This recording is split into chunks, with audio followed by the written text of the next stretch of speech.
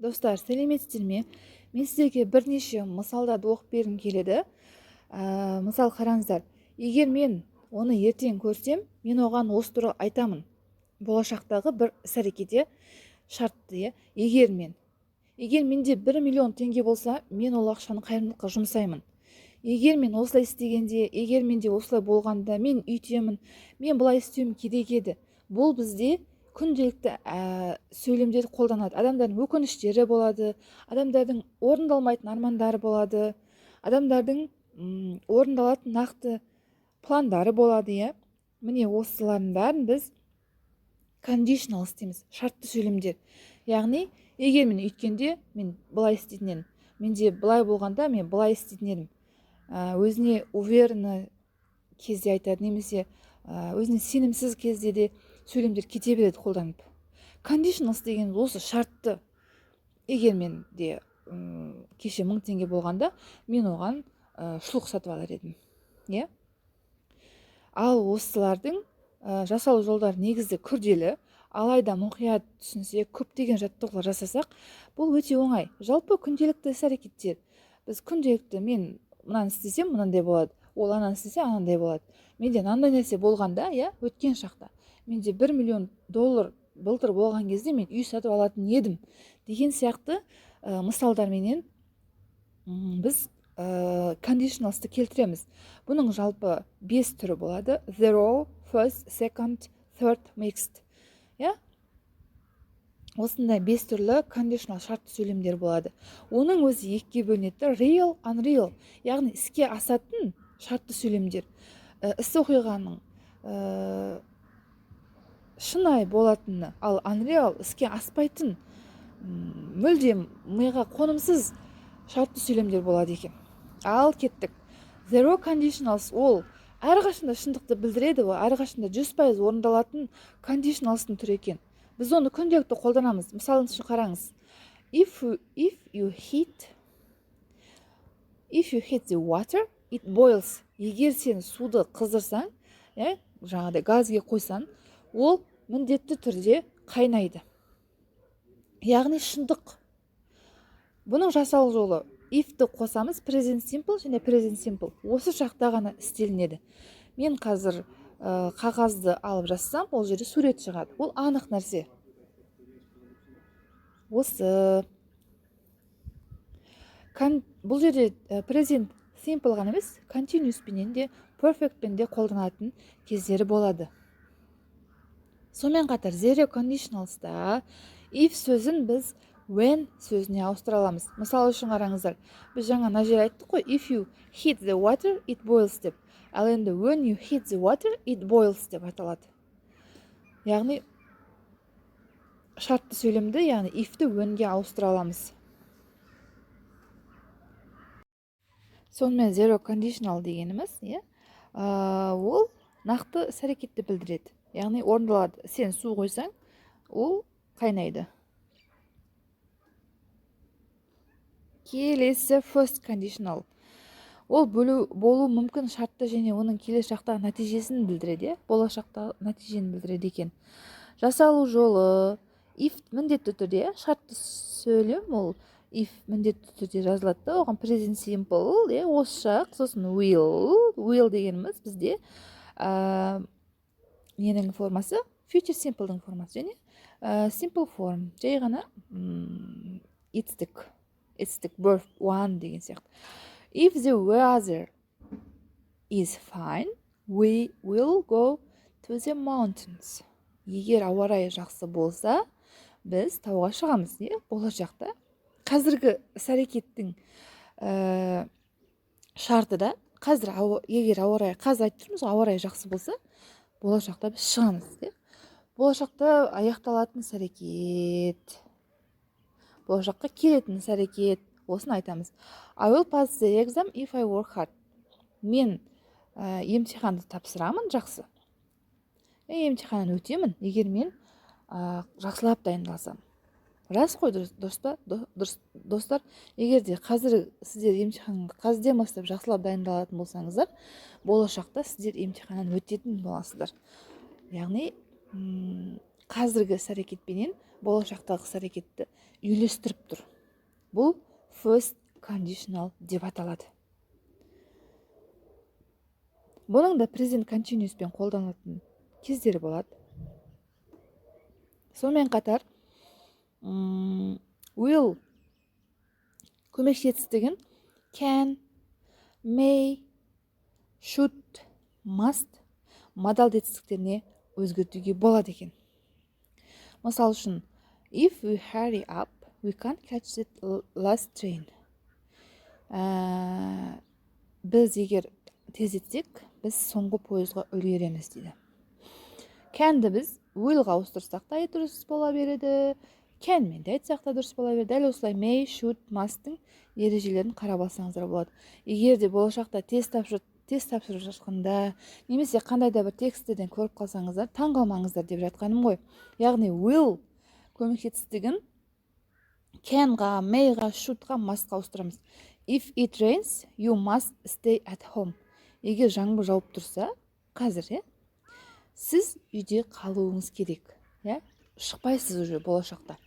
You will stay at home десеңізде де болады. You must stay at home десеңізде де болады. Екеуі де дұрыс. Ал енді second conditionals. First conditional түсіндік деп ойлаймын. Яғни қазіргі шақпенен, осы шақпенен болашақтағы келер шақтың бірігіп жасалынатын іс әрекет. Second conditional бұл орындалу екі талай. Шындыққа аса келмейді. Қалай айтса болады. Қатты сенің кірмейсің ол айтқан әңгімесіне. Жасалу жолы. If міндетті түрде, сосын past simple'ды білеміз, сосын would дегеніміз модалды етістік, бізде ол алдағы сабақтарда болады модалды етістіктер, және infinitive дегеніміз етістіктің бірінші формасы. Қараңыздар. If I had enough money, көрдіңіздер ме? Past simple. If I had enough money, I would travel around the world. Так. Егер менде жеткілікті ақша болса, мен әлемді аралайтын едім. Брэдли ол әлемнің барлығын аралайды. Егер ода ақша жеткілікті болса, барлық әлемді аралау мүмкін емес қой, дұрыс па? Әлемнің барлығын аралау мүмкін емес. Екі талай. Екінші мысалға қарайтын болсақ, if I had 1,000 years to live, I would become, кешіріңіздер, an expert in many spheres. Егер мен 1000 жыл өмір сүрсем, мен барлық ғылымдардың, сфералардың, барлық саланың эксперт маманы болар едім дейді. Біріншіден, адам ешқашанда 1000 жыл өмір сүрмейді. Екіншіден, барлық саланы меңгеру мүмкін емес. Көрдіңіздер ме? Жасалу жолында қарасын болсақтар, if I had, яғни if I had 1,000 years to live, past simple, сосын барып would become, would become уже would plus infinitive. Would қосылған етістік. Не осы ереже. Бұл кезде де would'ты сіздер could, might, should, must модалды етістіктеріне ауыстыра аласыздар. Мысалын қарайтын болсақ, should модалды етістігіне қараймыз да. If I had time, I should go to the gym дейді. Егер менде уақыт болғанда, мен барушы едім қайда? Спорт залға.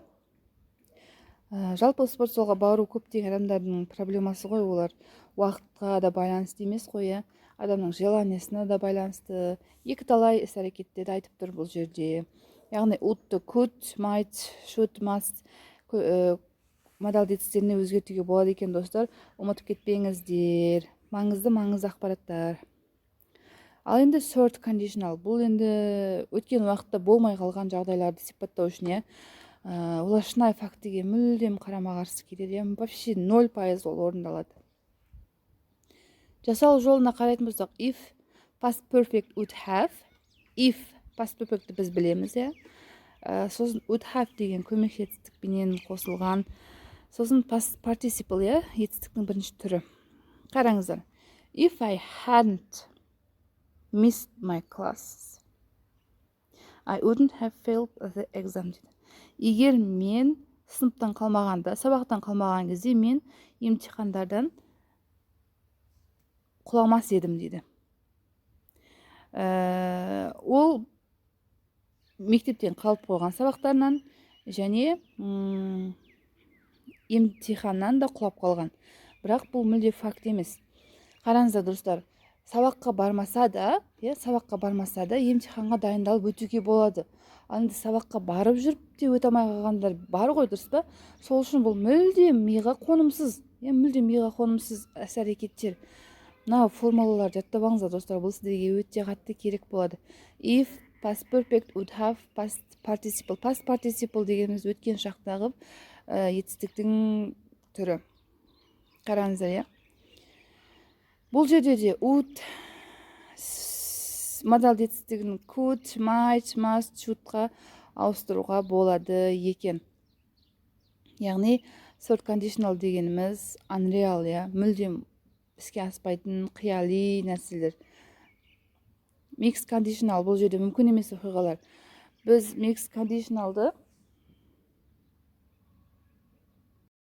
сонымен mixed conditionals олар if, сосын бар second conditional мен third conditionalстың қосындысы. Second және third conditional алдыңғы беттерде, алдыңғы уақыттарда айтылып кетті. Яғни second conditional, third conditionalды біз mixed conditional деп атайды екенбіз. Мысал үшін қараңыз, бұл мүмкін емес оқиғалар ешқашан орындалмайды. If I had on that lottery, I would now live in France. Егер мен лотерияны ұтып алғанда, мен Францияда өмір сүретін едім дейді. Ол лотерияны ұта ма, ұтпай ма, белгісіз ғой. Ұтқан жағдайда деп жатыр. Өздеріңізге мәлім, лотерияны ұту өте қиын нәрсе, мүмкін емес нәрсе почти. Міне, mixed conditionals дегеніміз, яғни second және third, екінші және үшінші conditionalстың қосындысы. Түсінікті деп ойлаймын, барлық грамматикалық ережелер осы. Бұл жерде conditionalстарды достар сіздерге керек нәрсе ол формула.